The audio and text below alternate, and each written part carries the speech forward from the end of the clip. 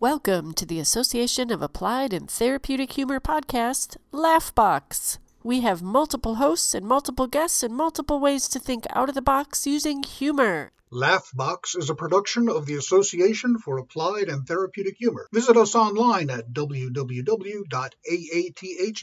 Follow us on social media, Facebook, Twitter, Instagram, or LinkedIn. Music by Gary Rubio. For more information, www.garyrubiomusic.com. Join us for episode 102 with Jim Bob Williams, KDB, and special guest, laughter yogi and joy coach, Carla H Brown. Yay! Welcome to Laughbox, the official podcast of the Association for Applied and Therapeutic Humor. I'm Jim Bob Williams. And I'm KDB. Our special guest is Carla H Brown. And she's a laughter coach. She's a laughter specialist in many ways. And you can find out more about her at livingfromjoy.com. But why don't you find out even more by staying and listening to the podcast? Welcome, Carla. Yay! Yay!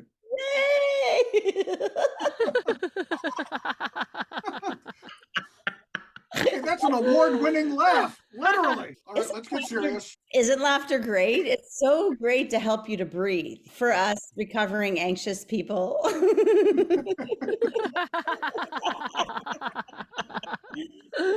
Oh, I find when I have a good laugh, I know that I'm actually getting the required amount of oxygen in a day because I'm actually not holding my breath, but just more. Yeah, thank you so much. It's just a delight to be here with you. And I love AATH. I've been following you for years. And so I look forward to getting more involved in that. I was on my way to my first session, the conference, when COVID hit. So I will be coming back to that conference.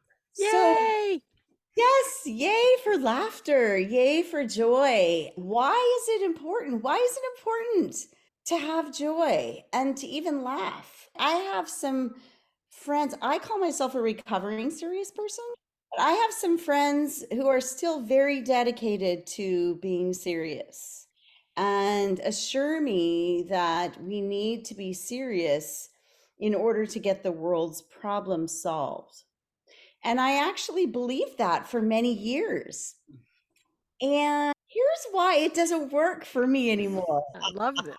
Because A, our body doesn't know the difference between the news, a saber-toothed tiger, or your boss. It's still responding in the same way. And it's still releasing cortisol and adrenaline. And it's still hiking up the stress hormones, which doesn't give our body what it needs in the long term to thrive. And so while I am deeply passionate about the causes in the world and the things that are going on, that when each one of us has a passion for that thing, we can do something. I'm even more passionate for our own personal energy, the love we have for ourselves, and how we cultivate our love and our joy. And the reason joy matters is because our bodies forget how to feel happy and feel joyful. Have you ever tried to laugh? Just everybody do this. I know this is a podcast, but cross your arms and look down at the ground and cross your legs if you feel like you can. And then make a grumpy, like closed face. And now I just want you to laugh.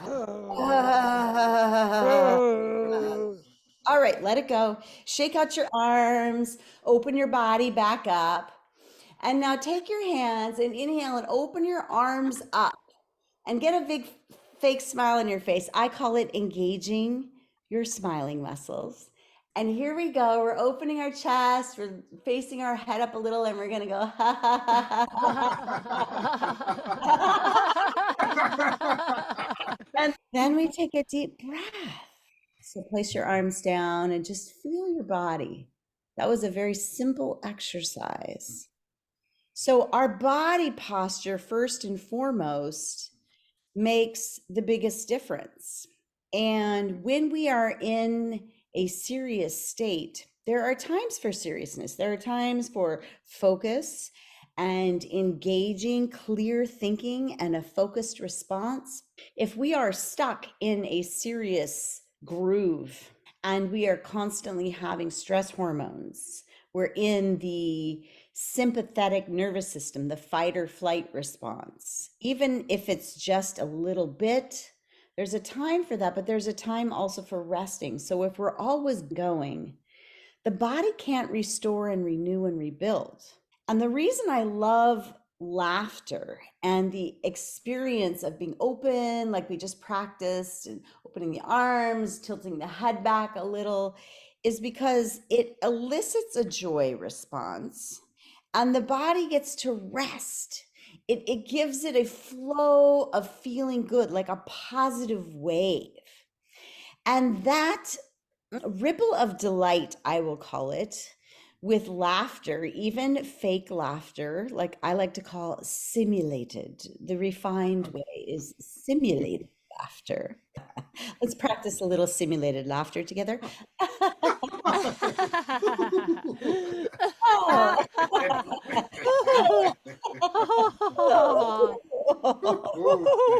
And inhale. Gotta love that extra oxygen you get when you're laughing. So even if we're simulating laughter, our body doesn't know the difference. And in my classes, I teach my students to engage the smiling muscles, to open up the body, to engage the laughing muscles, to simulate laughter until it becomes real and contagious. And in so doing, we begin to liberate stuck energy in the body. And the body loves it. The body loves it. However, when the body has been practicing holding, clenching, shutting down, stuffing away, and just getting by and being in survival. So if you saw me right now, you would see my fists are clenched, my shoulders are up in my ears, and I'm huddled over, right? And now I'm relaxing that, I'm releasing it. So when we do that, the body, in all its wisdom, holds on to that because it thinks there's a problem. I need to be ready at any moment to spring in and to fight and to freeze and to do whatever I need to do. The body is protecting itself. But the body doesn't really need to protect itself all the time. It's just that we continually feed ourselves through world events, through personal events, and through the major changes that are going on all around us personally, globally, in our nation.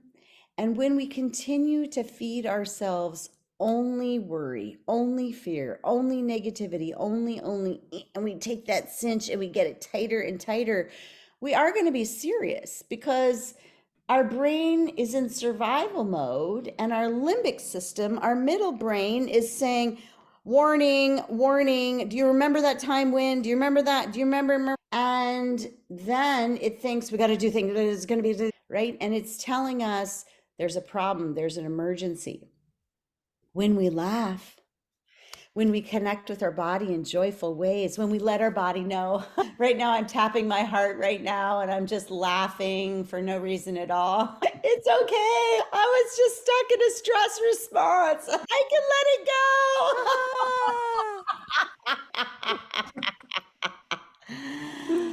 And we laugh and we breathe and we let it go.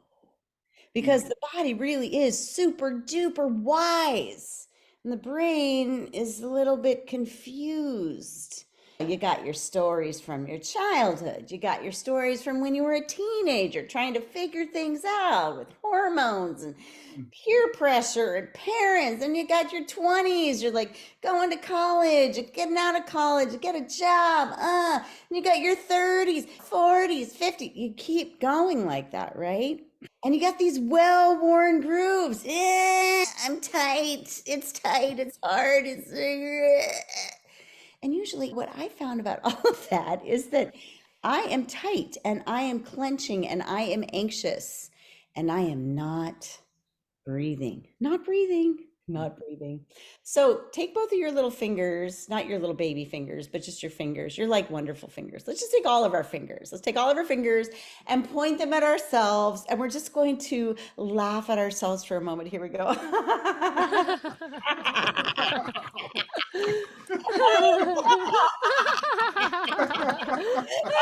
bust out all the time. I don't like to breathe very much. I didn't even know I wasn't breathing.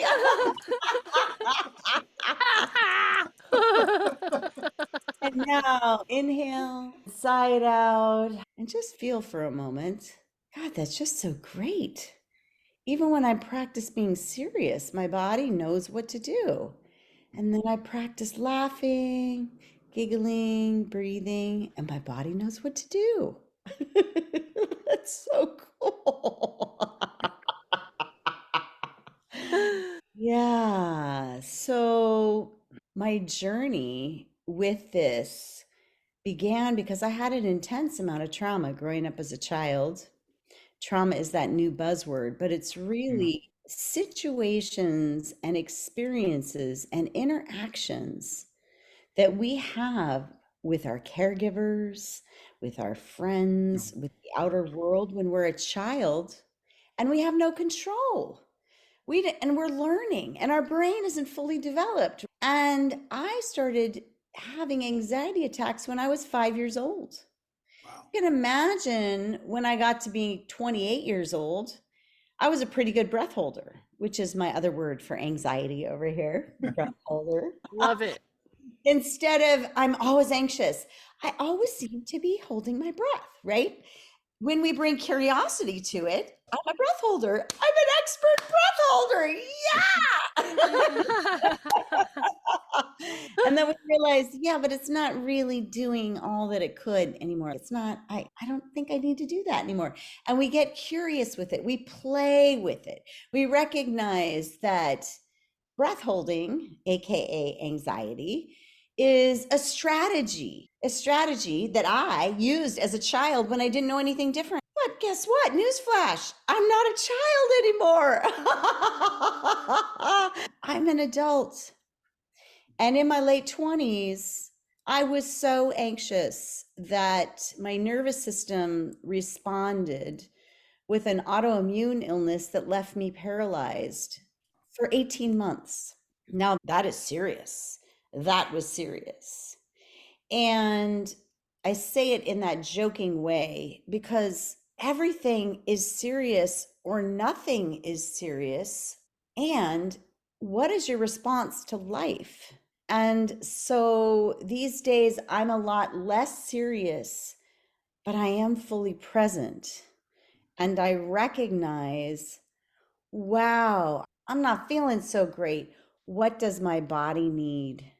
What is going on inside this beautiful, like, palace that I live, this palace that knows how to move all of those little wrist joint bones. I think there's like 6 or 8 in there, the ankle bones. It knows how to think. It knows how to grow hair. It knows how to open and close eyes, digest, talk, like all of that's happening maybe simultaneously and 1,000 other functions. Wow. Could I just get my mind out of the way?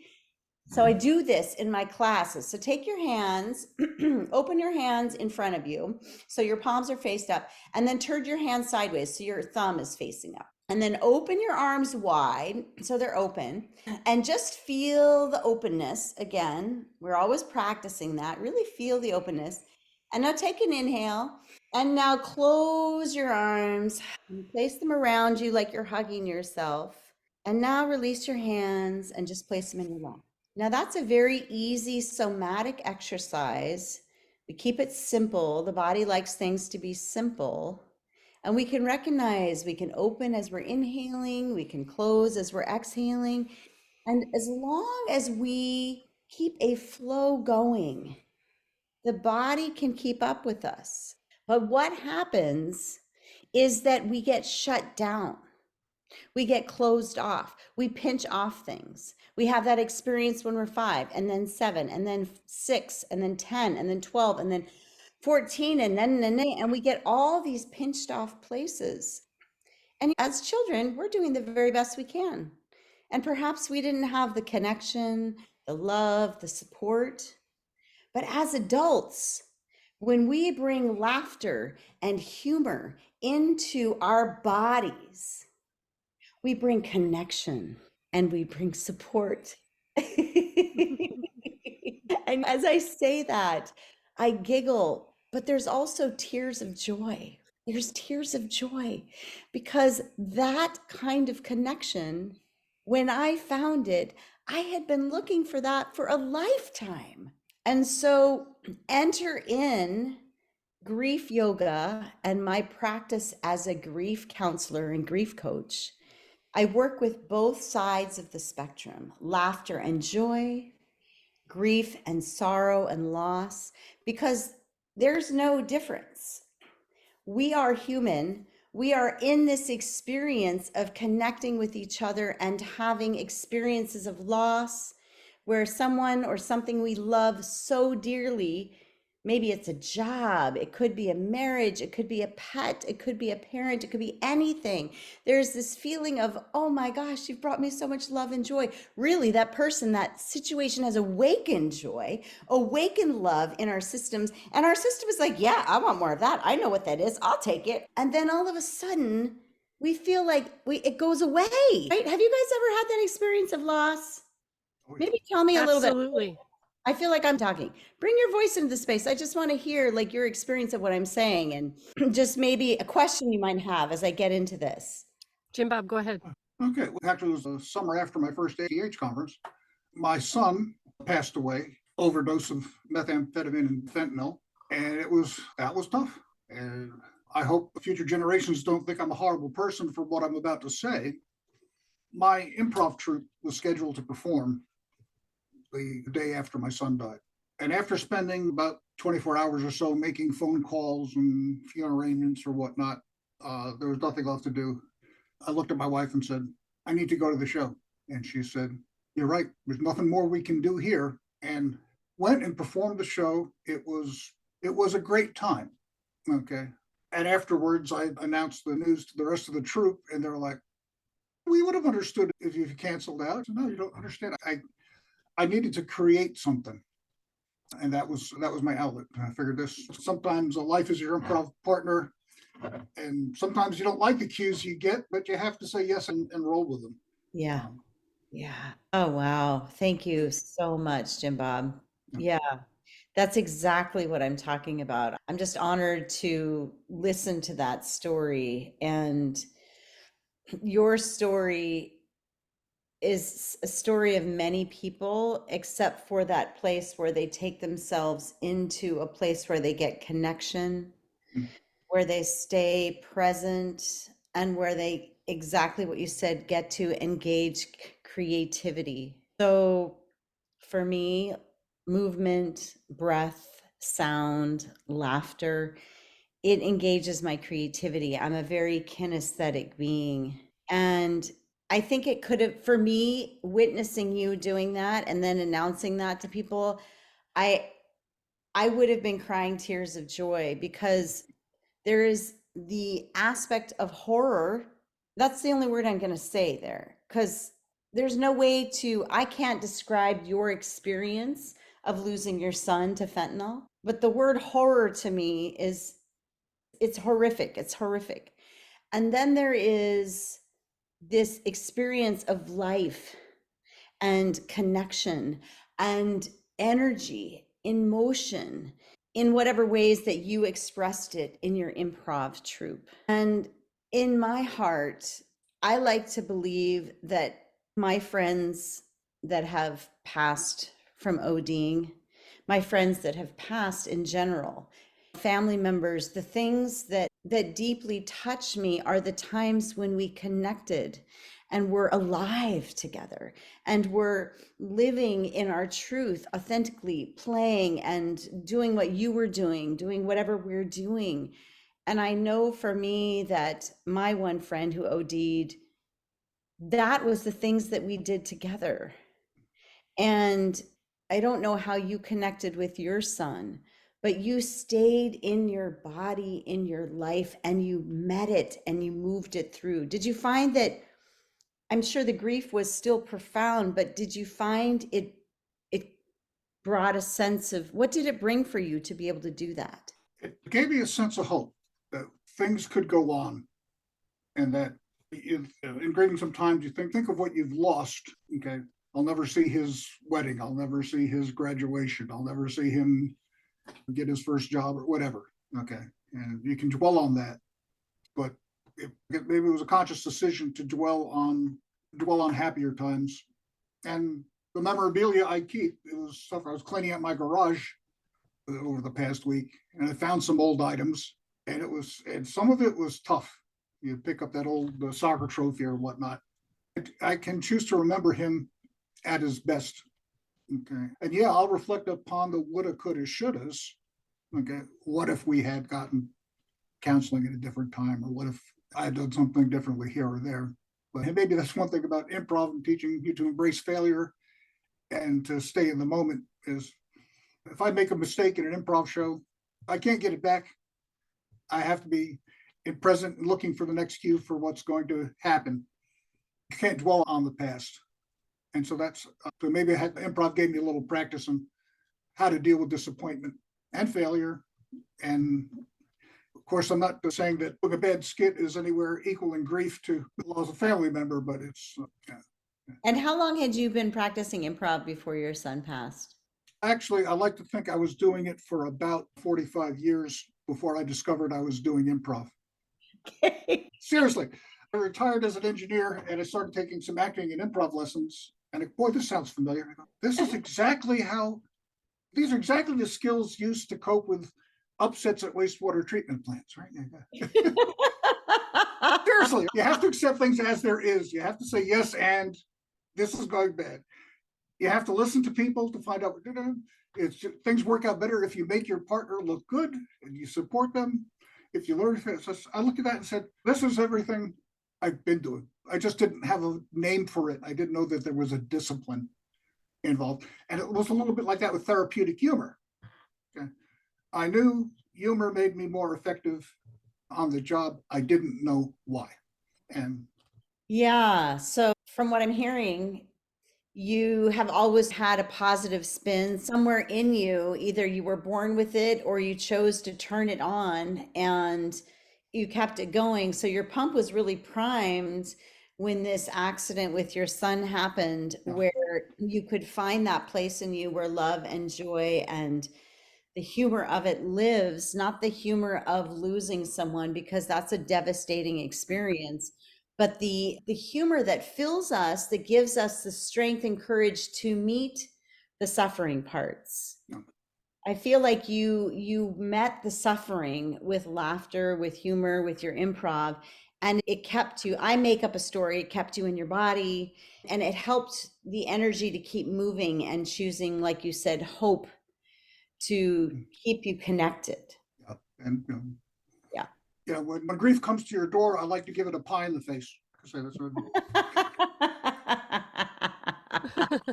I agree. And timing is everything. And in your life, maybe grief with a pie in the face is going to be the greatest thing. For some people, if I were to meet that grief with a pie in the face, it might shut them down for the rest of their lives. So I will tell you that I navigated, just running back quickly to that story, when in my late 20s, I navigated the paralysis by going deep into the depression. I went deep and it was a hard time, 18 months. And I couldn't use any of my coping strategies, quote unquote, because I was paralyzed. Like, where can I go? That was the cosmic joke. You can't work it away. You can't exercise it away. You can't eat it away because you can't move. Dang. And so I already had that optimistic spin, but it really was very tricky.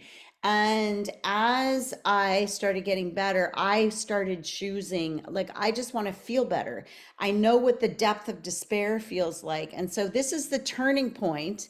I make up, that's the turning point. You had some kind of your own similar turning point with the death that, like, you decided, I'm going to do this anyway. And I decided, I have been suffering. I have been struggling. This is hard. I'm really in a painful place. What else is out there? What else can I do? I didn't really even know joy as a child. I was super serious for the first 27 years of my life. And then this went on and I thought, okay, why are all these people happy? I want to be happy. So speed up. I found laughter yoga. It changed my life. My body, when I first found laughter yoga, I was doing it because I knew humor would help me. Had already used humor to teach. And I had recently moved from California to Texas. I wasn't finding new friends and I was feeling depressed. And I said, I got to laugh. I just got to laugh. I don't know what. And I went looking for laughter on the internet way back in the 2008. And I found this radio program with laughter yoga. And I thought, what's that? And my serious self, meh. And my other self was curious. Oh, I wonder what it is. And so I did it for 10 minutes. And my serious side said, oh my God, are you joking? Is this what we're doing? And I didn't know till later how well defined. She was just like, I am in charge of everything and I am always right. So there was that part. And then my curious little child side was like, oh, I wonder what it is. But regardless of both of those sides, clear them completely off the table. My body was like, dang, 10 minutes of that, I'm good to go. I was smiling the rest of the day. I was smiling at strangers. I felt good. I felt more confident. And I was just really curious, what is going on? And so I just kept doing it. Really, I just kept letting my body do it while my mind was like, no, God, what are you doing? No, I can't believe you're doing it again. Oh, and I had to talk to that part of myself. Oh, honey, it's okay. Okay. And it took only 4 years for me to turn off that voice. Meanwhile, I took 3 different trainings. Then I trained to become a laughter teacher. I began teaching laughter yoga. I began training people, blah, blah, blah, blah, blah. So my body started getting retrained, and it took me about 4 years to turn off that serious voice. She's still in there. It behooves me to listen to her. Otherwise, she's can be cranky and manipulative and whatever. So I listen to these parts. And that's what led me into the grief yoga, because in 2017, my mother had a stroke and she ended up passing about 6 months later.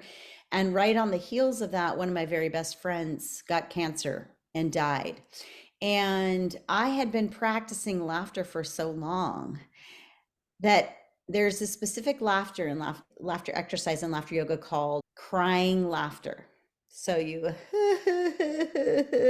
simulate laughter as you curl your body down, and then you simulate laughter as you bring your body up and you open it. And I had done that over and over, thousands of times. And all of a sudden I would be crying and then I would be laughing, but I was really deeply sad, but I was laughing. And it was just really, I wanted to write a one-woman show like Grief, a comedy. I couldn't figure out how to deal with this. And I found grief yoga. And grief yoga, I trained to become a teacher. And what it did was, it was the perfect balance, because then I began to teach myself to meet the grief with moves, with postures, with sounds that let the grief move through my system. And then I returned to authentic laughter, not fake laughter. So that is why I have this passion for grief and laughter, for joy and sorrow, because it's not really that, really. Guess what it is? Aliveness. Alive. I'm alive. You're alive. We get to be alive in this body. Yes. Do we even know the gift of that? I've seen a quote 3 days in a row now. Okay. And I think it was a preparation for this conversation. But Kurt Vonnegut wrote that laughter and tears are both responses to frustration and exhaustion. And I myself prefer to laugh because there's less cleaning up to do afterward. Yay! Round of applause for Kurt. I have not seen that, Jim Bob, but thank you so much. So the science behind it is that Laughter and tears produce the same chemical release in the system. They produce the same chemical release. The thing about tears, especially if you don't know how to let the tears move through, because when you have one loss and you haven't dealt with that loss, you just stuff it away. And then you have another loss, stuff away, another loss, stuff away, loss, stuff. Pretty soon, your body is stuffed away all of this loss. And so that any other time you have a loss, all the losses are like, me, yes, loss. And it pings every other loss. And so when we are laughing, or when we are crying, when we are processing, when we are feeling the full spectrum of our emotions, we are metabolizing and digesting the difficult things. We're also metabolizing and digesting the joy and the fun and the play, and it makes us who we are. So the great thing is that the body knows how to move through suffering. It knows how to feel good again. When it's tired, it wants to rest so it can rebuild energy so it can feel good again. So I just love that you wrote that quote, because yes, laughter, I use laughter in my grief yoga sessions to help to remind us that there's hope, to help to remind us that the heart can be open to love again in the midst of the suffering. But also, for those of you that are listening, I have my hand next to my mouth and I'm whispering silently. Also, it doesn't know the difference. So when we laugh, even if we're grieving, it gives the body all this oxygen, it releases happy chemicals, and we can still grieve later, right? We can still be in the shut down posture later, but when we open, then we let that laughter, we let the joy be there too. Just like you said earlier, Jim Bob, both and. Carla, always amazing to listen with you. And so I have a question. Have you dealt with elderly adults that are feeling the grief of their bodies not doing what they want, the aging process, the loneliness they possibly are feeling? Can you talk a little bit about how you would help someone in that situation where maybe they're grieving some of their life, and how do we bring them joy or help them? Yeah, it's such a great question. And I love my senior population. Again, when we engage with each other, no matter what age we are, humans are hardwired to connect. We are hardwired to connect. We must have it. Having said that, in our culture, we have this weird thing that I believe we're unlearning, which is I'm supposed to be strong. I'm supposed to get through this alone. I'm supposed to figure this out. And then when my parents get to be this age, then they're going to go over here and they're going to do this. And it's not that we don't want our parents to be happy, but we're not happy many times. And we're isolating, we're deflecting, we're stuffing, we're doing all those things. And so we're not even knowing how to connect with ourselves. And you can imagine our parents have had years and years before us practicing all of that, rushing, struggling, all of those things, stuffing your things, be seen and not heard, all of that. And it's really amazing.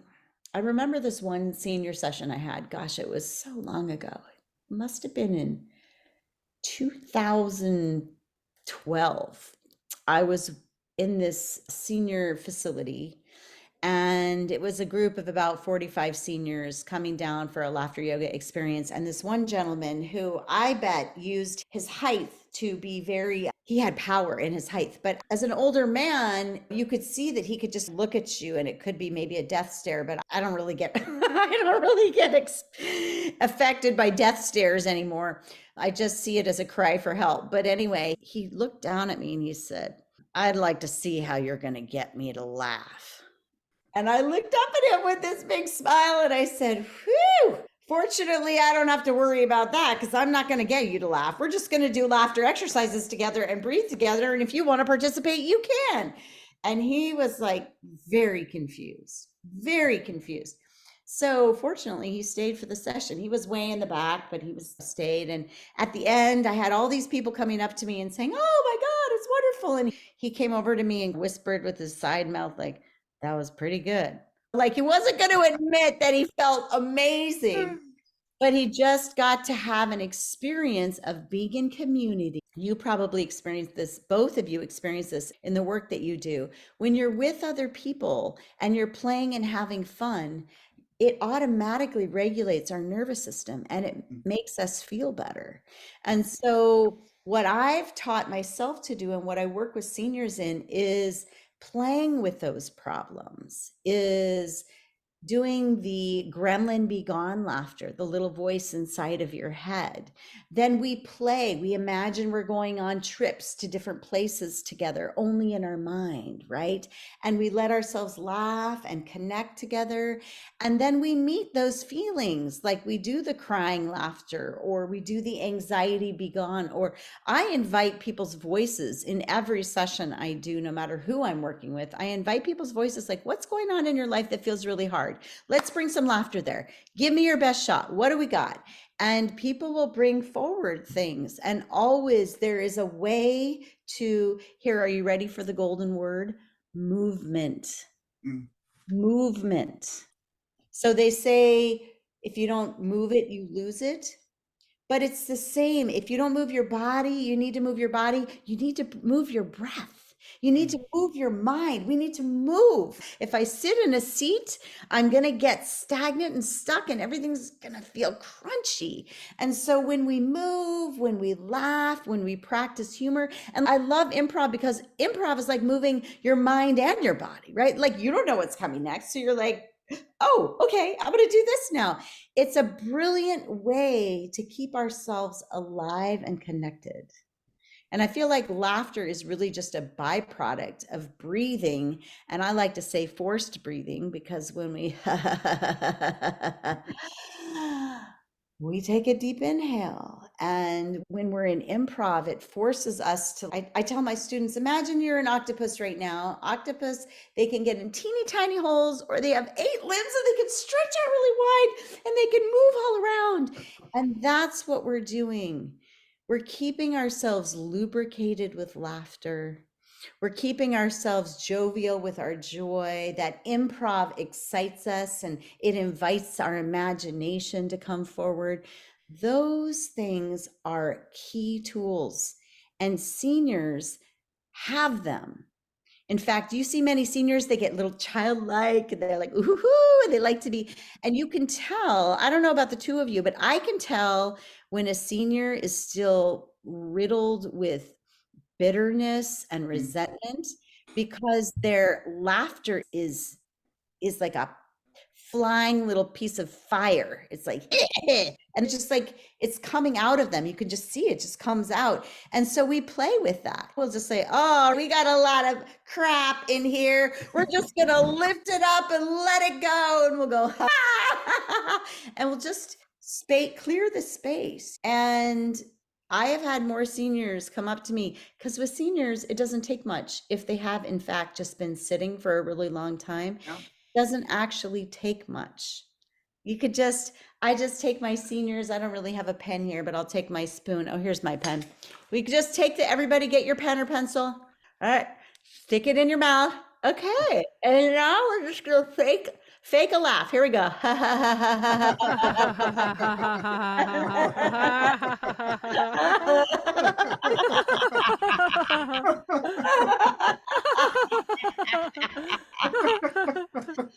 And that's it. The body doesn't know the difference. It just wants to feel good. The body really wants to feel good. And we shut down our receptor sites to feeling good. And then pretty soon there's one little tiny flower. That's all that's left is, oh. Then we do, I feel sorry for myself laughter. Oh. I do anything that I can, Kate, to allow myself to not buy into the seriousness, to allow myself to to let my humor being out and to see the humor being in all of them. To sometimes we do the laughing seaweed, right? Because some people are non-ambulatory, right? And so we just imagine you're a giant piece of seaweed and the ocean is tickling you and you're moving back and forth. And then sometimes I'll come up and tickle their face, and then they like to play that too. And if we're standing, we'll play a little bit of pop the balloon laughter or electric shock laughter. And all we're doing is awakening our humor being. We're getting our breath going. We're getting our body going. It doesn't actually take much. Have you guys found the same thing? Yes. Sometimes it's a little tougher when there are relatives. So I'm just going to say I want to try and make that better. But first, Jim Bob, you have a question about Thursday. That's right. This is my favorite question to ask. Okay. And so it's like this: in what you do and what you practice and what you teach. Okay. How can it make a difference in somebody's life on Thursday? You walk away from a class and you're all charged up because you've got this information there. But then the week goes on and you get buffeted around. And by Thursday, you've got another problem to walk through the door. So how do you use what you teach on Thursday? All right. So everyone, get your pen or pencil. So you're going to put that in your purse or your front shirt pocket. All right. We got that. So we got that over in one hand. All right. And now on the other side of you, you're going to pick up your big vision glasses over here, because if you have your little tiny vision glasses on, you will not be able to see anything else except for the problem. It's so close. So pick up those big vision glasses and put them on.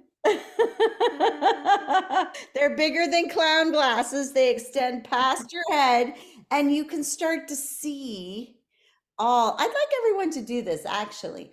Open. So take your hands, place them on your heart. Your elbows are up, all right, and out to the side. And we're going to inhale and we're going to exhale and open our arms. Ah. All right. So your arms are extended out to the side. Your hands are open. And now as you inhale, you're going to bring your hands up over your head, your arms over your head. And as you exhale, you're going to make the shape of a round glasses, and you're going to place your two index fingers like you're making glasses right on your forehead, in between your eyebrows, right at the top of your nose. And we're going to imagine we have big glasses on. And now we're going to look around, engage your smiling muscles. And we're just going to look at everything and we're going to make it up. Here we go. We're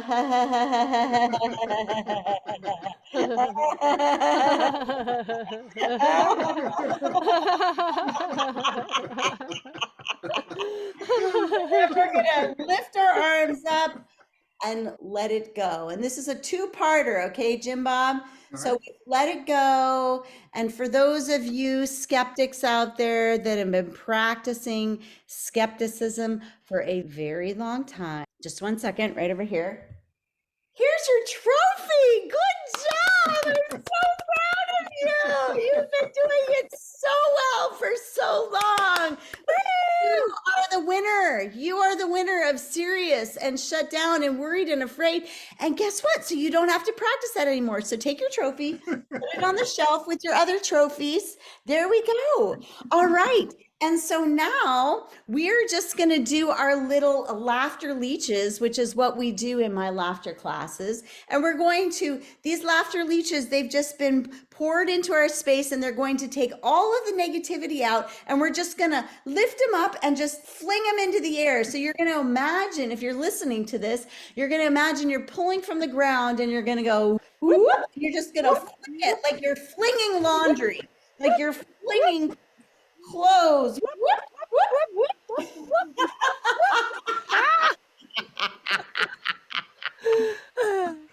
Okay, so if that still hasn't worked, you're going to get your pen or pencil, you're going to put it in your mouth, and you're going to simulate that smile. And you're gonna say, I don't really feel very happy. I really feel I really don't feel And you're gonna talk all about it in gibberish.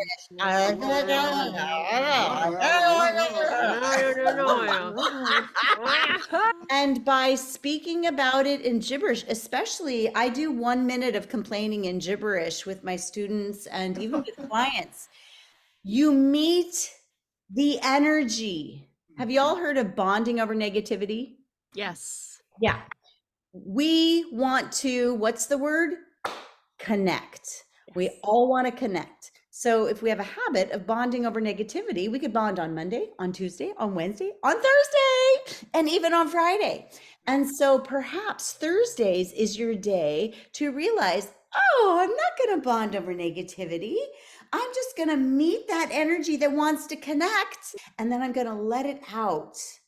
And then what I would tell people to do is just do some love scoops. You don't have to know. Love scoops are when you open your arms up and you just start scooping in good energy. You don't have to know what the good energy is. You just say, I'll have some good energy. I'll take it in. I'm very skeptical because I've been practicing skepticism for a very long time, but I'm just gonna call in those good things, love scooping it in. And you're going to place your hands on your heart and you're going to say, I'm so good. I'm so good at negativity. And now I'm getting good at some positivity. And then, Jim Bob, this was a long answer. I would probably do very good, very good. Yay! Okay. I'm going to petition the Federal Communications Commission. And I don't want them to bring back the fairness rule the way they used to have it, where they used to have, if a Republican made a statement, they'd have to have a Democrat make a counter statement there. But I think if news programs brings in anxiety, there needs to be and here with a counter or anti-anxiety message, there's picture yourself on Fox News, and after they've had a long rant about something, they'll say, and now here's Carla with some positivity. I think it would be great. It would make the show that much more effective. And all we would do is we would say, so we'd have a little, because they travel in numbers, right? Connection. So they have their little posse there of 3 or 4 people. And then we would have our little posse and we would all make the face where they're doing, however they are. And then we would show them how nature works, how even after the hardest, worst winter ever, the springtime pops up and we would begin to go, springtime is here, winter, springtime. That would be really fun. Would you do that with me, Jim Bob? Sure, I'd be honored. I love it. This is just brilliant. So anxiety sells though, doesn't it? Anxiety sells, but anything, and this is a hot topic, and I realize we're finishing up, so I'll just make this brief. This is a hot topic right now. This topic of I'm holding on to my suffering to honor my loved one that has passed, or I have to be anxious because otherwise who is going to be worried about this? There's a problem here. And I will say there's one thing about loyalty to a departed one by staying in your grief. That's one thing going on. And then there's the anxiety. Both of these are habits. And our body gets addicted to the chemicals that release in those ways. And then it just does that. Being addicted to being anxious, it becomes a habit. Fear becomes a habit. Worry becomes a habit. Grief becomes a habit when it gets stagnant. And that, I believe, is because we weren't taught tools early on. We are resetting and relearning everything. And we are reclaiming our joy, reclaiming positivity, reclaiming the improv of life. What is the improv of life? All right, I guess we're just going to have to roll with it because obviously I have no control. Newsflash. Yeah, we get to feel joyful, even in the midst of suffering. It's okay. It's okay. Yay. Yay! So, Carla, goodness gracious, you do a whole lot of things. You're a laughter yogi, you're a joy coach, you're a GriefYoga instructor. What are your upcoming events? And what would you like people to look for you about in the future? Yeah, so I starting in May, I have a surgery coming up, so I'm going to be taking some time away to take care of myself. But starting again in May, I teach online 3 classes a week. Joy Reboot is a way to wake yourself up in the morning. It starts at 8:30 Pacific time, and it's just 30 minutes. And we're practicing movement and laughter. We even bring some grief yoga into there. We're liberating stuck energy and finding our joyful selves again. We're just letting it go and liberating and loving ourselves, and it's super fun. We have a laughter class on Wednesday evenings that's really fun. And I'm currently working with groups in person and online. I work privately with clients. And what it's about is really putting our mental and emotional health and well-being first and foremost. And so for people who've had a lot of loss, they can use these principles with grief yoga. All of my work has to do with moving the body. So we're going to be moving and breathing and beginning to move some of that through metabolizing, digesting, and opening and creating space for joy. And some people maybe not feeling lost, but maybe a lot of stuff from the past, and they could use, like, what does it feel like just to feel joy or to even laugh? They don't know what that feels like. So I bring that to institutions, corporations, companies, and individuals. And my most exciting thing coming up in the end of June is I will be taking a group, most likely about an 8-week series on people who have gone through health challenges, who are unable to find their joy again because of maybe they're left with some type of restriction. And so we are all going to support one another, and we're going to use these tools to bring more joy into our lives in the midst of the suffering and the pain. It's going to be so much fun. I cannot wait.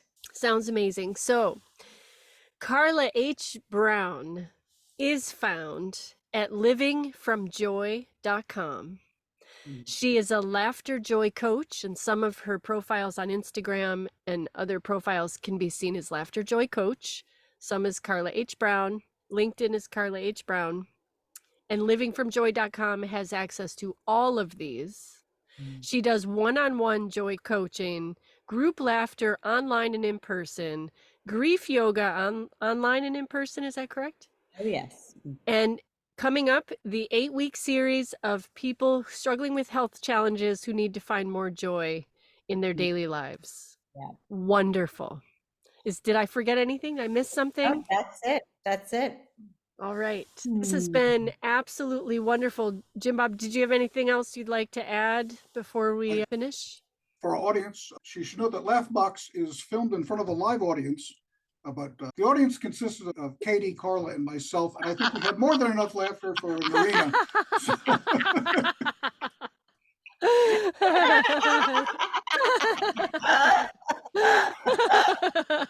That was perfect. Thanks again for being available. And I know that you've got some recovery coming up, and I just want to wish you the best and most quick, painless, most joyful recovery you can have.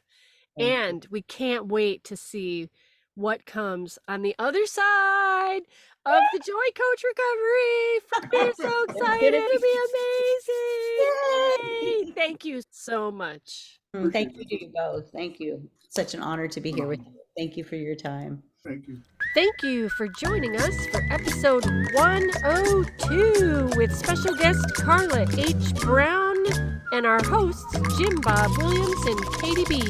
Thank you very much. This has been Laughbox, brought to you by the Association of Applied and Therapeutic Humor.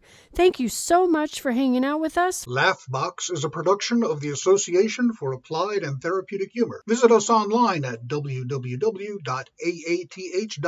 Follow us on social media, Facebook, Twitter, Instagram, or LinkedIn. Music by Gary Rubio. For more information, www.garyrubiomusic.com. And we'll see you next time.